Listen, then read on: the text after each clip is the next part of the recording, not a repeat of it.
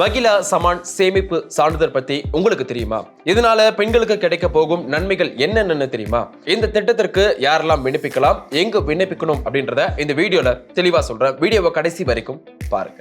பெண்கள் தங்கத்து மட்டுமே பாதுகாப்பான முதலீடா கருதக்கூடாது, மற்ற திட்டங்களையும் முதலீடு செய்ய முன்வர வேண்டும் அப்படின்ற நோக்கத்துல தான் கொண்டு வரப்பட்டதுதான் மகிழா சமான் சேமிப்பு திட்டம்.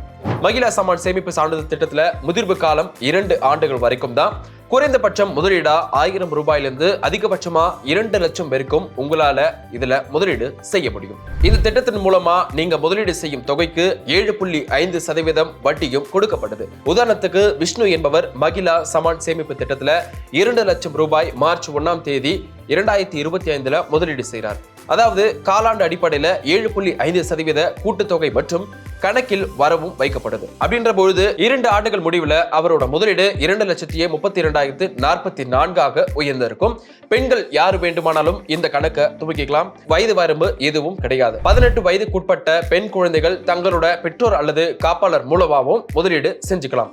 இதுக்கு ஆதார், பேன் அவசியமா இருந்துட்டு இருக்கு. இது ரெண்டுமே இணைக்கப்பட்டிருக்குது, அவசியமா இருக்கு. மகிழா சமான் சேமிப்பு சான்றிதழ் திட்டத்தினை நீங்க அருகில் இருக்கக்கூடிய எந்த போஸ்ட் ஆபீஸ்ல வேணும் நீங்க தொடங்கிக்கலாம். இது இல்லாம Bank of Baroda, Canara Bank, Bank of India, Punjab National Bank, Union Bank of India, இந்த பேங்க்லாம் நீங்க முதலீடும் பண்ணிக்கலாம். பொதுவாகவே எந்த ஒரு குறுகிய கால சேமிப்பு திட்டத்திலும் இவ்வளவு அதிக வட்டி கிடைக்காது. இந்த திட்டத்துல நீங்க 2025 மார்ச் 31 வரைக்கும் தான் நீங்க சேர முடியும். பெண்கள் இந்த வாய்ப்பை தவற விட்டுறாங்க.